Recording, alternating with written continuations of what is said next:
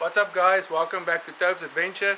Today we are going on an off-road adventure, but first we have to do a proper suspension setup.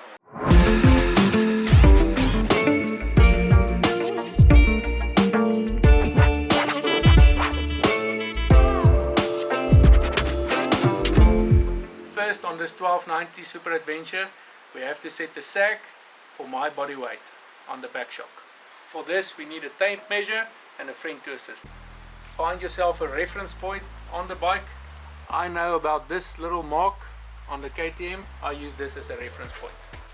This axle is hollow, so we put the tape in the middle of the axle there and we measure to our reference point, which gives us 600 millimeters. On a zero preload setting on this KTM, we will take it off the center stand now and determine what the static sag is.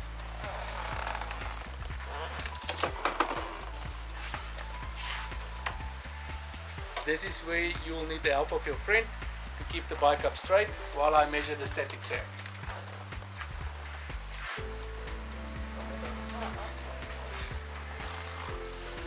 So the static sag on this KTM Super Adventure R comes down to 565 millimeters. On the zero preload setting, I will get on the bike with my weight, then we will see what the sag is with my weight on a zero preload setting. From there on we will be turning this knob on the back shock to set the sag. Now I will get on motorbike with my friend measuring the sag on a zero preload setting. 540.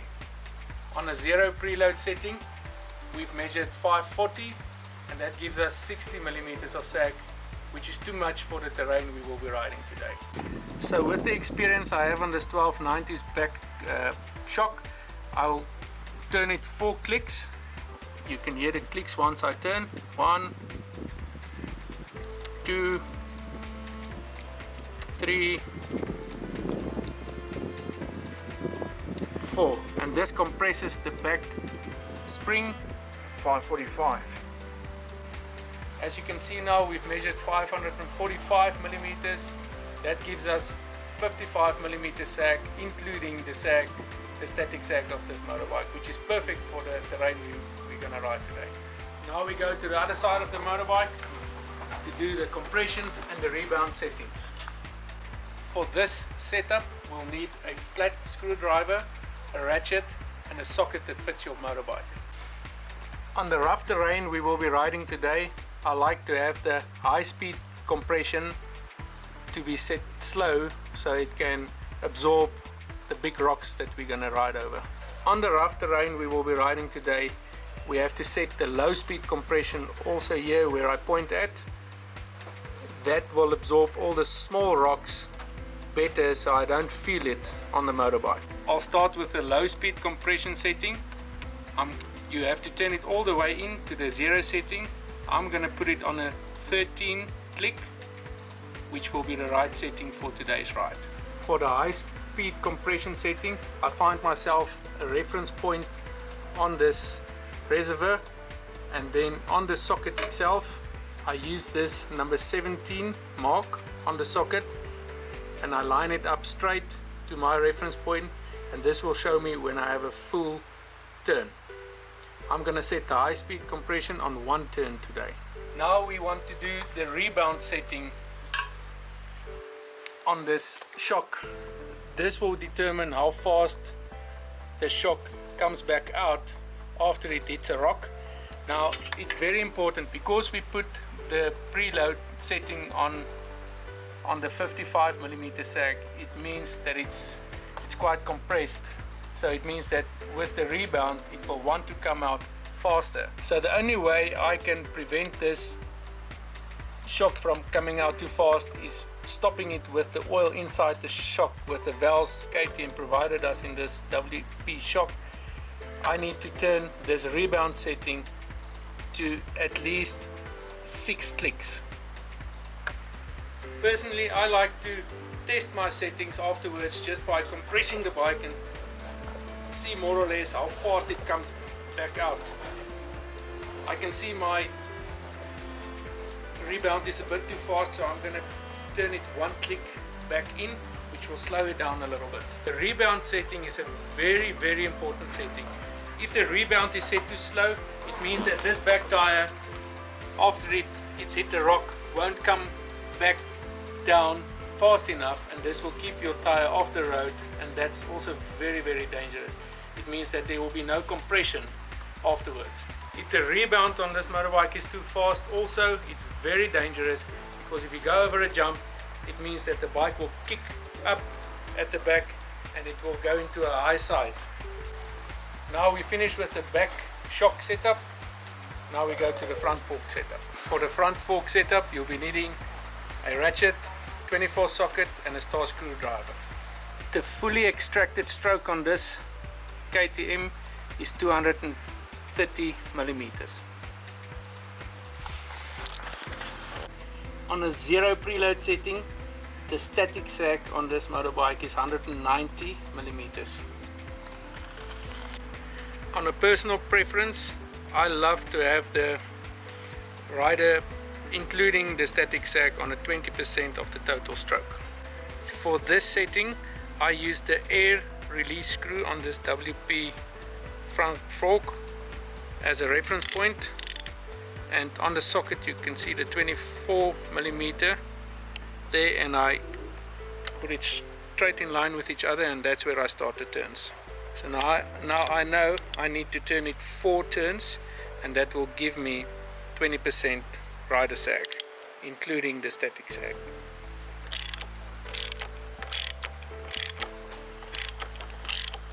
Please remember to set both sides of this front fork on exactly the same setting.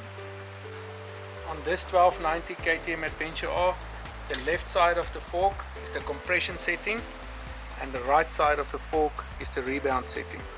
So now on the compression setting, you turn it all the way clockwise to a 0 setting, and then start your clicks out to the preferable setting where your rebound is comfortable for you to ride on your terrain.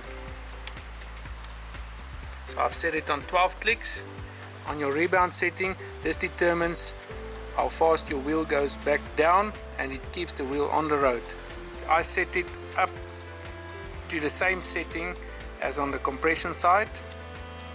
From there on, I'll test it when I ride, if it's comfortable or not. Always please remember before you ride to release the air out of the front fork cylinder by opening this little screw. Sometimes you'll hear the air come out, sometimes if there's nothing, you just turn it back in. Make sure it's tight, not too tight, otherwise you'll damage that little screw. Do the same on the other side. So now with the suspension all set up, let's go test it.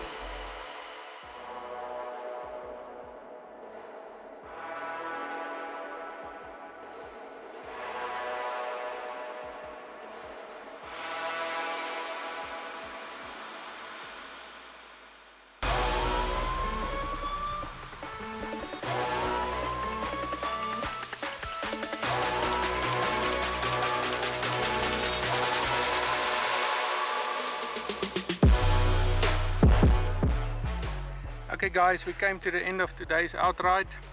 We've seen on the stock standard WP suspension on this 1290 Super Adventure R that the suspension can't handle the jumps that we want to do, it bottoms out. So after today we're going to work on the suspension a little bit and come back and do some impressive jumps. See you on the next video.